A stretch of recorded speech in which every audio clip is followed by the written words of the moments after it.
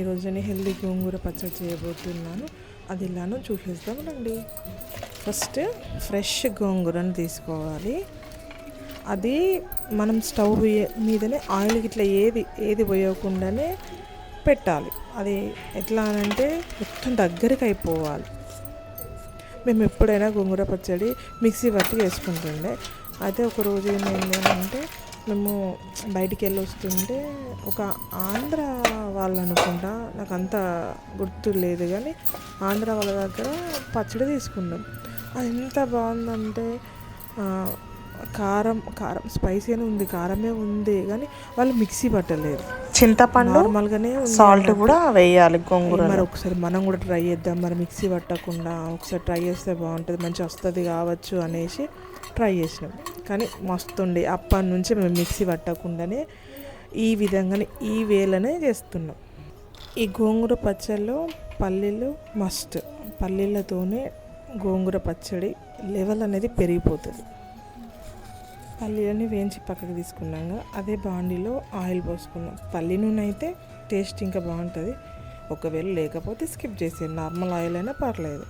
అందులో ఎండుమిర్చి వేసుకోవాలి. మనం అంటే కొంతమంది పచ్చిమిర్చితో చేస్తే పచ్చిమిర్చితో కూడా బాగానే ఉంటుంది. ఎండుమిర్చితో టేస్ట్ వేరే ఉంటుంది, పచ్చిమిర్చితో టేస్ట్ వేరే ఉంటుంది అన్నట్టు. అదే ఆయిల్లో మనం ఎండుమిర్చి వేయించుకోవాలి. ఆయిల్లో వేయించుకున్న ఎండుమిర్చిని పక్కకు తీసేస్తాం, పక్కన ప్లేట్లో పెట్టేసుకుందాం. పల్లీలు వేయించుకొని పెట్టుకున్నాం కదా, అది పొట్టు తీసుకొని మిక్సీలో వేసేసుకుందాం. అందులో కొన్ని ఎల్లిపాయలు కూడా వేద్దాం. పల్లి, ఎల్లిపాయలు, నెక్స్ట్ మనం ఆయిల్లో వేయించుకున్న ఎండుమిర్చిని అందులో మిక్సీ పట్టడానికి వేసుకోవాలి. సరిపడంత సాల్ట్ కూడా వేసుకుందాం. అందులోనే కొద్దిగా జీలకర్ర. మనం గోంగూరని ఆయిల్ వాటర్ లేకుండా ఉడికించుకున్నాం కదా, ఆ విధంగా కావాలి. మేము మిక్సీ పట్టలేదు, నేను నార్మల్గానే వేసి గిన్నెలో వేసి పెట్టేసుకున్నా. ఇట్లా దగ్గరికి అయ్యేదాకా ఉంచాలి, వితౌట్ వాటర్, వితౌట్ ఆయిల్. అది ఆకులు ఉండకుండా మ్యాష్ చేయాలి మంచిగా. నార్మల్గా దాన్ని ఎక్కువ ప్రెజర్ ఏం చేయకుండానే అవుతుంటుంది. నార్మల్గా ఇట్లా అనేసేయాలి అంతే. మనం ఎండుమిర్చి వేయించుకున్న ఆయిల్ ఉంది చూడండి, అదే ఆయిల్లో జీలకర్ర ఆవాలు, మనం జీలకర్ర ఆవాలు వేసినాం కదా, అది గోలినాక ఎండుమిర్చి వేయాలి. ఎండుమిర్చి మంచిగా ఎర్ర గోలాలి. ఎర్ర గోలినాక అందులోనే కల్లేమాకు వేయాలి.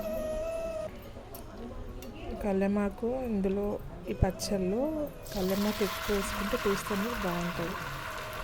ఒకటి ఆయిల్ మాత్రం బాగానే పడుతుంది. ఆయిల్తోనే టేస్ట్ అంటే నేను చేసే ప్రతి దాంట్లో ఆయిల్ ఎక్కువనే ఉంటుంది. ఆ కల్లేమాకు గోలినాక పసుపు వేయాలి. పసుపు వేసినాక ఇంతకుముందు మనం మిక్సీలో ఎల్లిగడ్డ, పల్లీలు, ఎండుమిర్చి ఆయిల్లో వేయించినాం చూడండి, అవన్నీ మిక్సీ పట్టలేదా, ఆ పొడిని ఇందులో ఆయిల్లోనే కలుపుకోవాలి. మనం ఆయిల్లోనే కలిపేసుకోవాలి. గోంగూరలో ఐరన్ రిచ్గా ఉంటుంది. గోంగూర తినడం వల్ల బ్యాడ్ కొలెస్ట్రాల్ ఉంటుంది చూడు, అది తగ్గించడంలో ఈ గోంగూర అనేది మనకు హెల్ప్ చేస్తుంది.